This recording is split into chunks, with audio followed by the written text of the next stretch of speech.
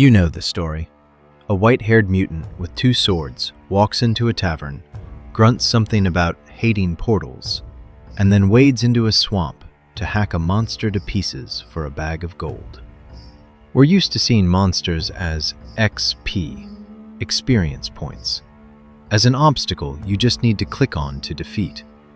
But Andrei Sapkowski didn't invent this bestiary out of thin air.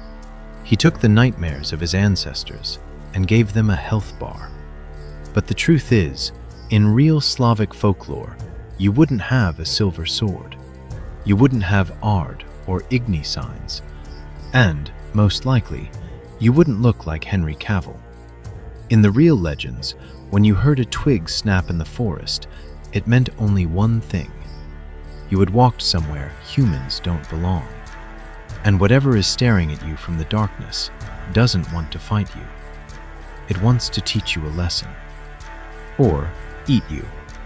Or marry you against your will. And believe me, that is the worst option of the 3. Welcome to Just Mything Around, where myths get weird. Today, we are diving into a world where the forest isn't a timber resource, but a living, breathing organism. Where your bathhouse is a portal to hell, and the grandmother on the edge of the village has a fence that looks suspiciously like human bones. We're going to figure out what Geralt was actually fighting, and why Slavic monsters are the best argument for never leaving your house. Get comfortable, and, just in case, check if your heart is beating properly. The gods care about that. Part 1. Atmosphere. Why is it so dark here? Before we get to the dismemberment and cannibalism, we need to understand one thing: context. Why are Greek myths mostly about Zeus being unable to keep it in his pants on a sunny Mount Olympus, while Slavic myths look like a script for an A24 horror movie? It all comes down to geography and climate. Imagine the life of our ancestors. Winter lasts for half the year. Darkness falls at 4 in the afternoon. All around is an endless, dense forest that does not forgive mistakes. This isn't the kind of forest where you roast marshmallows. This is a forest where you go to gather firewood and might simply never come back because the snow covered your tracks in 3 minutes. The Slavic world is a world of dualism. There is no absolute good, like in Marvel Comics, and there is no absolute evil. There is nature. And nature is completely indifferent to your moral principles. It gives life in the spring when everything blooms, and it takes it away in the winter when the frost cracks so loud it sounds like breaking bones. That is why the monsters here aren't Sauron's army wanting to take over the world. They don't need power. They are the embodiment of the elements. They are survival rules written in blood. Don't whistle indoors. Don't go into the forest at night. Don't offend the master of the bathhouse. If you break the rules, you die. It's simple. No bureaucracy. And it is from this darkness, from this fear of the unknown, that the so-called Big 3 of the Slavic bestiary was born. And no, these aren't guys you can kill just by throwing a dimeridium bomb at them. But before we look into the eyes of the first monster, I have a request for you. The YouTube algorithm is also a kind of dark god that demands sacrifices. Smash that like button and subscribe. Think of it as a talisman against evil spirits, just digital. Done? Great. Now, on to the most famous woman in folklore. Part 2. Baba Yaga, the gatekeeper of death. If you grew up on Western culture, you probably think of witches as green women in pointy hats who brew potions and are afraid of water. Forget it. Baba Yaga would eat that kind of witch for breakfast and wouldn't even ask for salt. In The Witcher 3, we saw the crones of Crookback Bog. They are disgusting. They eat children. They control fate. And that is probably the closest adaptation of Baba Yaga's essence we've seen in pop culture. The original is much more complex. First, let's talk about her real estate. The hut on chicken legs. Sounds funny, right? Oh look, the house is running! Now imagine that in reality. Giant, scaled, feathered legs thundering over ancient trees, the creak of rotting wood sounding like a groan. And most importantly, the fence. In classic tales, this isn't a picket fence from IKEA. It is a fence made of human bones, topped with skulls. And at night, the eye sockets of those skulls glow. It's not just decor, it's a security system and a warning.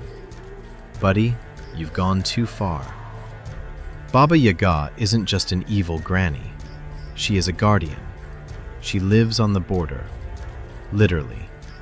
Her hut stands on the boundary between the world of the living, Jav, and the world of the dead, Nav.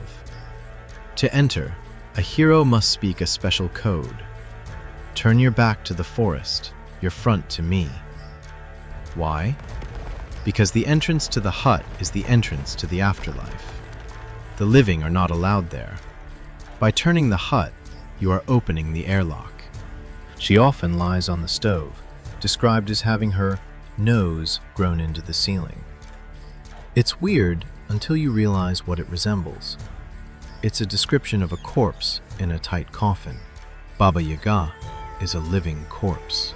She is blind or has poor sight, but she smells the spirit of Rus, the scent of a living human. To the dead, the living stink of life. She isn't always the antagonist. Yes, she might eat you. She really does love putting children on a shovel and shoving them into the oven. By the way, this is a distorted echo of an ancient rite of baking premature babies to give them strength. But shh, don't ruin the mystique with medicine.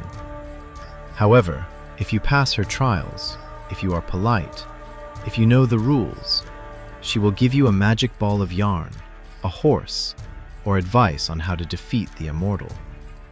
She is the embodiment of nature itself, cruel, chaotic, but fair. She kills the weak and helps the strong and wise. She is evolution wearing a headscarf. Part 3. The Leshy, the boss who plays dice.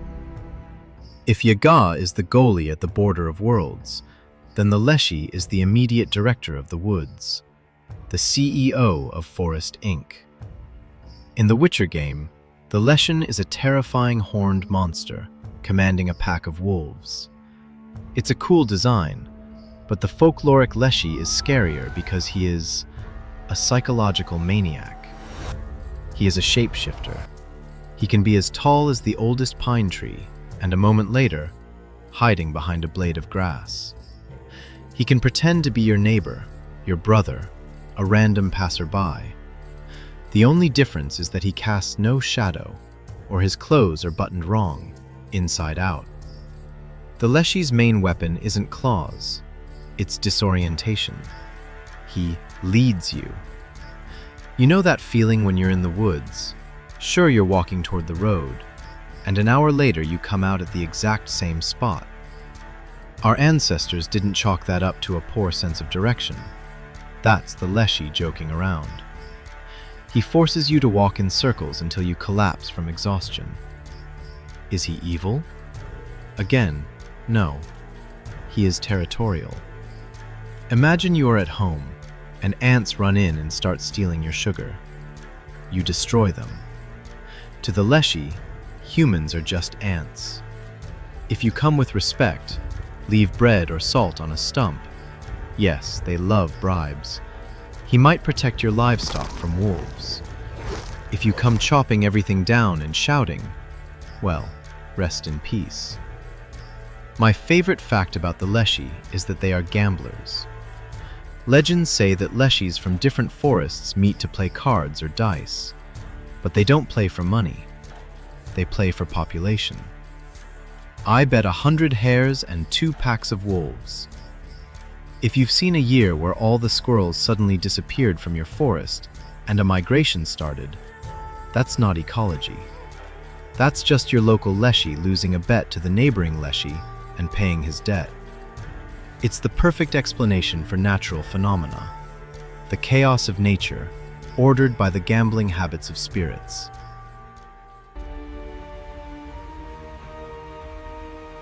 Rusalka and Mavka, the tragedy that kills. Now, forget everything you saw in Disney. If you meet a Slavic mermaid and start singing Under the Sea, you won't live to hear the chorus. In Slavic mythology, Rusalkas and Mavkas aren't a separate race of underwater people. They are undead, the unquiet dead. These are girls who died an unnatural death, drowned either by themselves or with help, died before their wedding, or were unbaptized children. Since they didn't live out their life cycle, their energy remained here, and it is distorted. Mavkas are often described as incredibly beautiful girls from the front.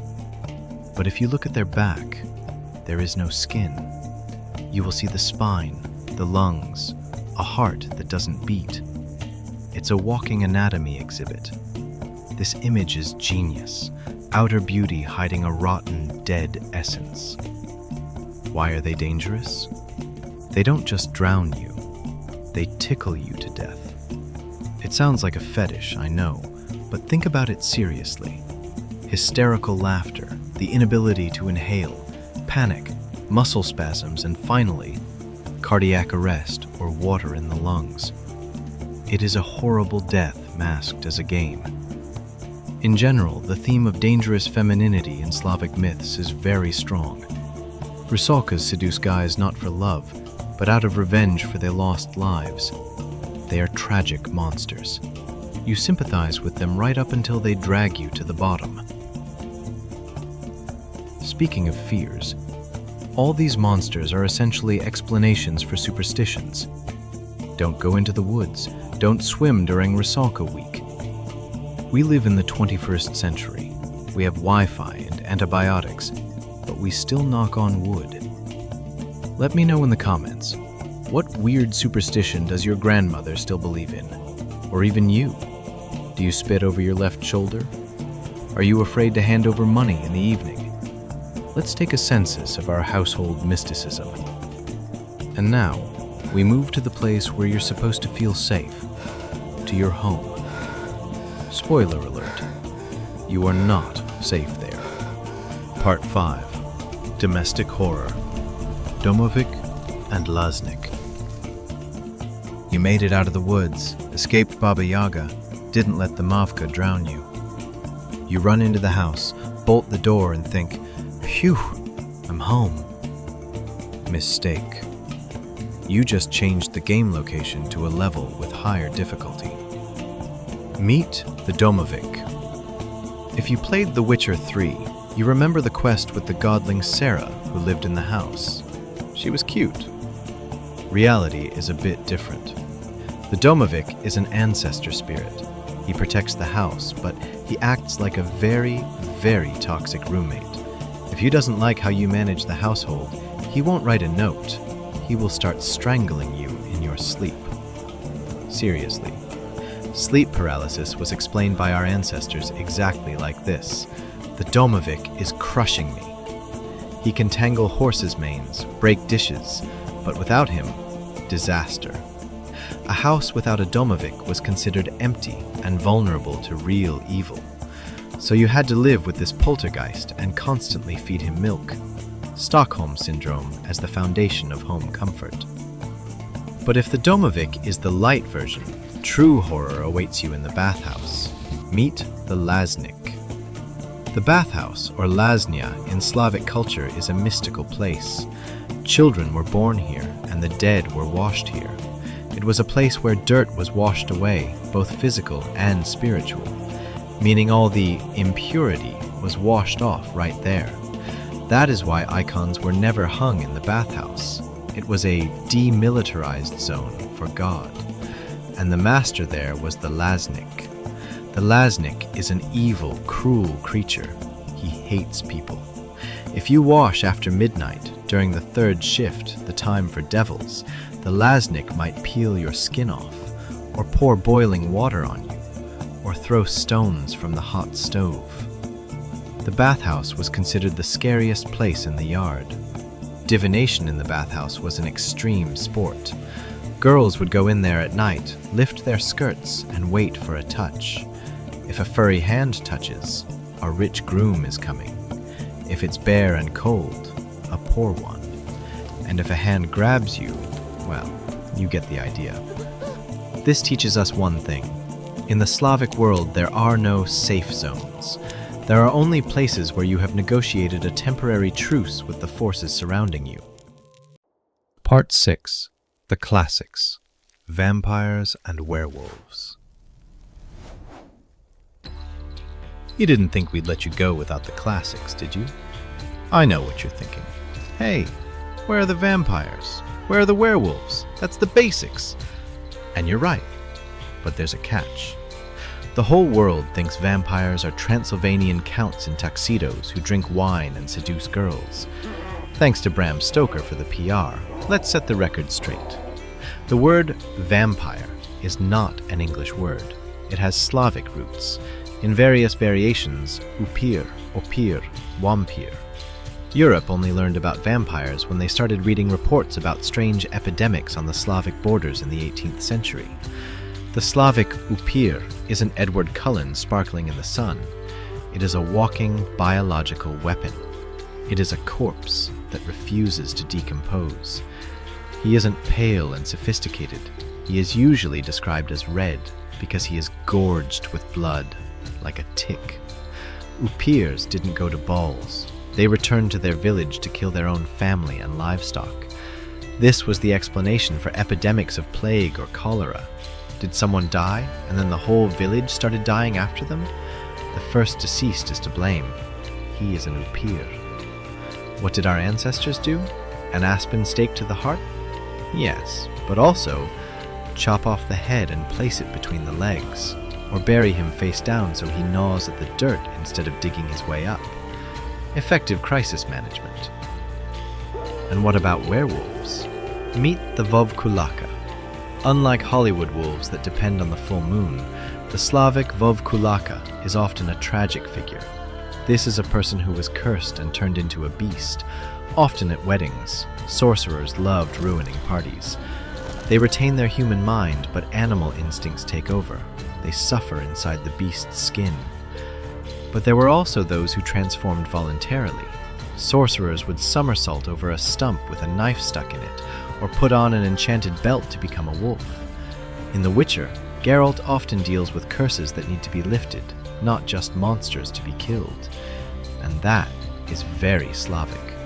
The Vovkulaka is a victim of circumstances, though that won't stop him from biting your arm off. So the next time you watch another vampire movie, remember, it's not gothic romance. It's a story about how our ancestors tried to stop the spread of infection using a shovel and an axe.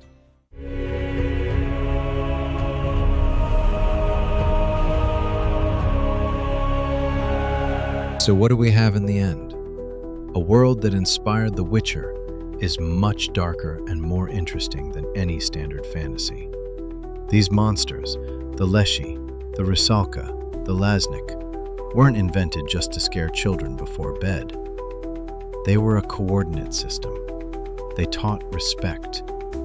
You respect the forest because the Leshy is there. You respect the water because of the Rusalkas. You respect your home and traditions because otherwise, the Domovoy will make your life hell. It was ecological consciousness wrapped in a horror wrapper. Our ancestors knew what we often forget. We are not the masters of this planet. We are tenants here.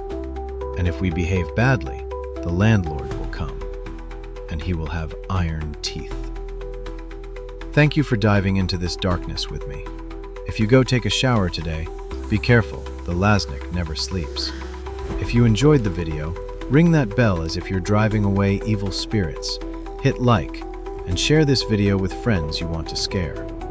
Write in the comments which monster do you want to hear about next time. This was just mything around. Stay safe, and don't whistle indoors.